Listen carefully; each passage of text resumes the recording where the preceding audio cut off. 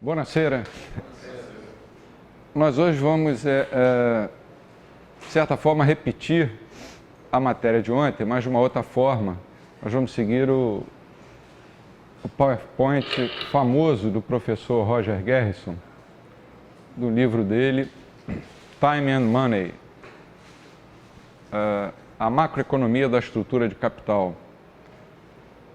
É claro que devidamente autorizados, né? Então ele tenta mostrar nesse livro, ele é um economista austríaco, mas que se caracteriza por usar bastante também o instrumental da mainstream para efeitos de comparação. Por esse motivo ele é criticado por alguns austríacos assim mais puristas, mas eu acredito que essas comparações sejam muito úteis. Então a macroeconomia austríaca já parece uma coisa assim, tipo socialismo de mercado, né? Eles falam da China. Mas por que ele chama de macroeconomia austríaca? Porque ele está estudando assuntos que normalmente estão na esfera da macroeconomia, como inflação, desemprego, ciclos econômicos.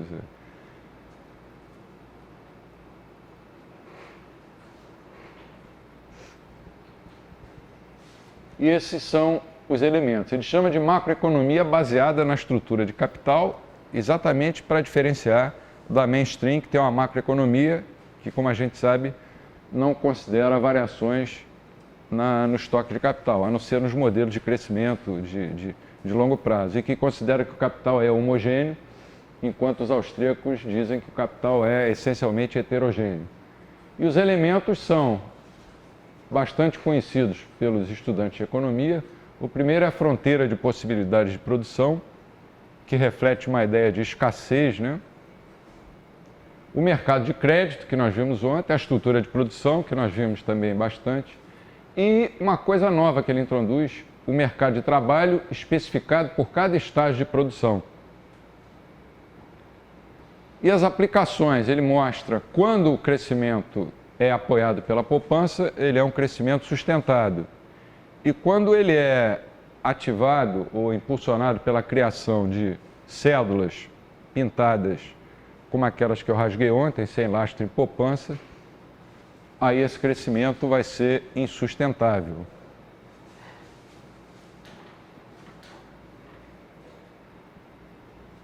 Aí nós temos os dois grandes economistas austríacos, Mises e Hayek.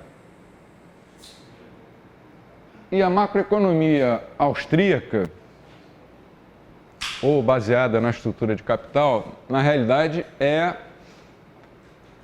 uma continuação ou uma tentativa de modernização para se poder ter uma linguagem com os economistas da mainstream, da teoria austríaca dos ciclos econômicos, que foi esboçada, aliás, esboçada não, ela foi desenvolvida pelo Mises no livro de 1912, a teoria da moeda e do meio circulante, né? E que o Hayek, nos anos 30, desenvolveu já em Londres. Como vocês podem ver aqui, os economistas austríacos costumam viver mais de 90 anos. É mais um incentivo para todos nós nos tornarmos austríacos.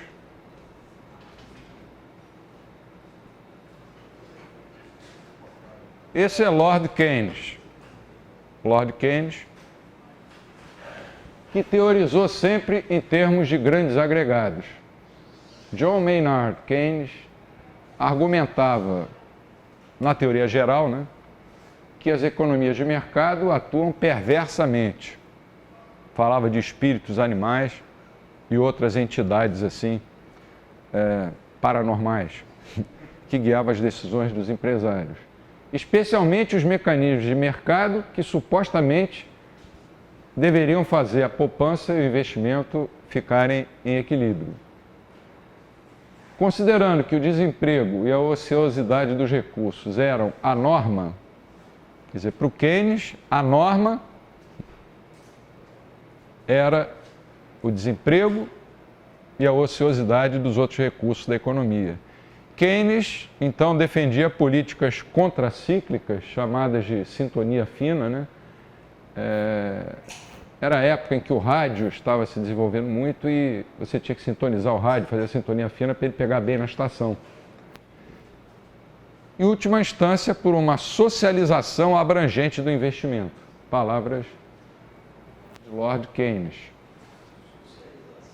Socialização abrangente de investimento. Tal como vem acontecendo no mundo inteiro e no Brasil nem se fala.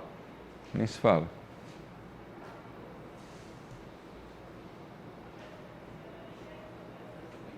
Esse é o nosso amigo Milton Friedman, que apesar de não ser austríaco, também viveu mais de 90 anos, mas era liberal. O monetarismo do Milton Friedman se baseava em níveis ainda maiores de agregados. Nesse sentido, talvez é que ele tenha dito que todos eram keynesianos, que trabalhavam com agregados. A equação de troca, a famosa teoria quantitativa da moeda, MV igual a PQ, em que o M é o estoque de moeda, V é a velocidade renda da moeda, a velocidade de circulação da moeda, P é o nível geral de preços e Q é o produto real. Faz uso de uma variável global, Q, que é o PIB, né? Eclipsando ou escondendo ou deixando de lado completamente uma questão crucial para os austríacos, que é a questão da alocação de recursos. Se os recursos devem ser voltados para consumo presente ou para investimentos futuros.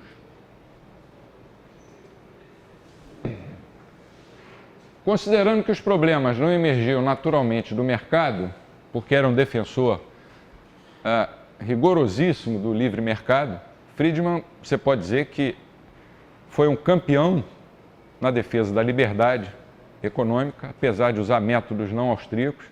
Eu continuo tendo uma grande admiração pelo trabalho dele, não é por não ser austríaco que nós vamos desmerecer o trabalho dele.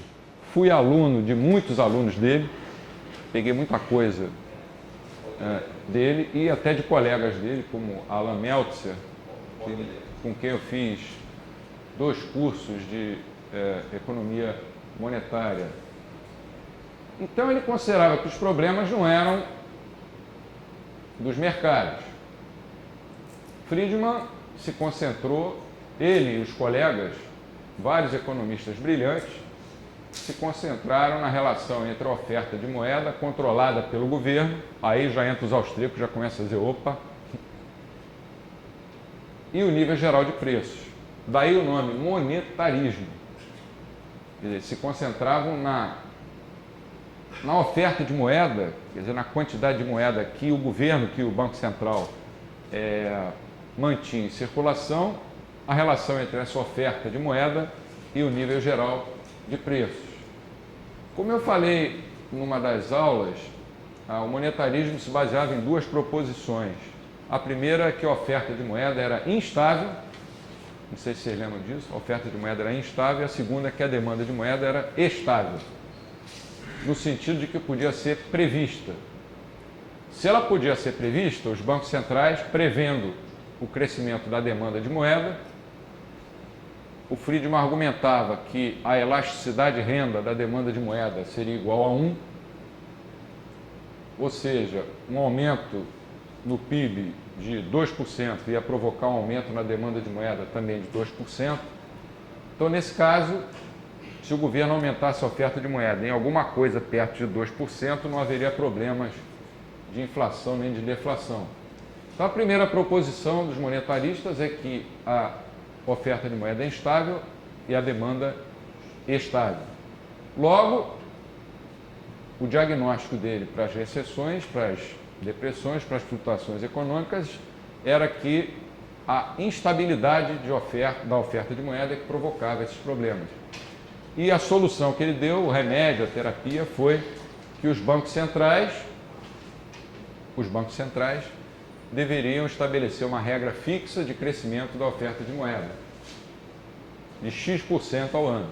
Ele era um keynesiano com menos dosagem de keynesianismo. Não importando qual fosse o valor desse X. Professor, sempre fala de deveríamos. Uma certa ocasião. Estou gravando cheio de imagens. Os inscritos estão saindo na sua camisa. Fica esquisito no vídeo. Você ficar cruzando na frente do. Ah, tá. O cara da camisa, né? Fica mais tudo. Então tem que ficar parado. De um lado e do outro. Pode ser difícil, vou tentar. Era cercado agora. Vamos lá. Aí corta isso aí depois. Não, tudo bem.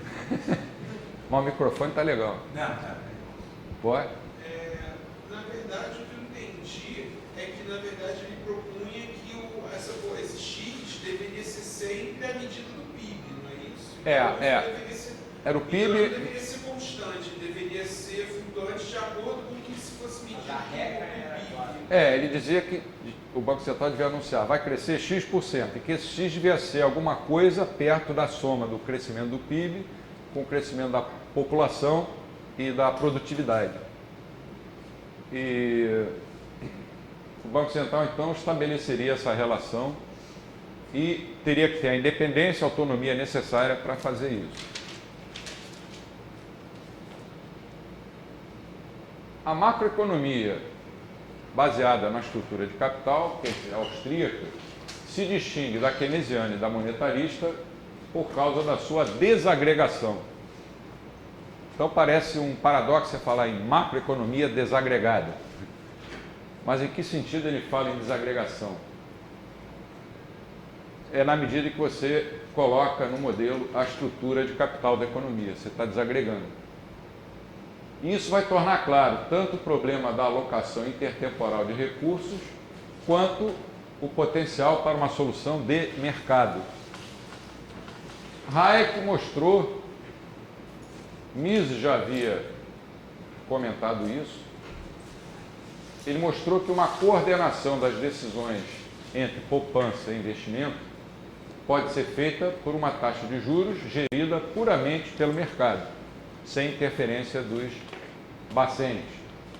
E também reconheceu que esse aspecto da economia de mercado é particularmente sensível à manipulação dos juros feita pelos bancos centrais, que por sua vez sofrem influências políticas dos governos, por mais independentes que eles venham a ser. Talvez a única exceção tenha sido o Deutsche Bundesbank, o Banco Central alemão, que era um banco central para valer. Banco central mesmo, e não lateral, como os outros. Porque a Alemanha passou por duas grandes hiperinflações, perdeu 2 guerras mundiais, e o Adenauer, quando reconstruiu a Alemanha, uma das providências que ele tomou, assessorado por economistas austríacos, foi estabelecer um banco central super independente.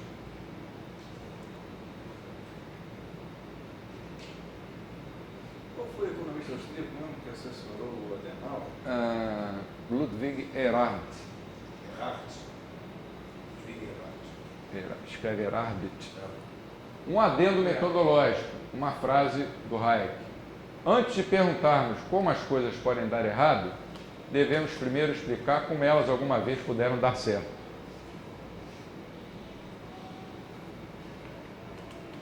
Você olha para a foto do Hayek assim, na época do Natal, você lembra de quê? Papai Noel, né? Que você lembra uma coisa boa, bom velhinho.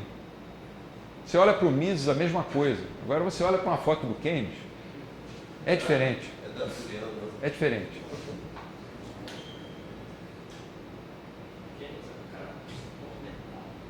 Na macroeconomia baseada na estrutura de capital, consumo e investimento representam usos alternativos dos recursos econômicos.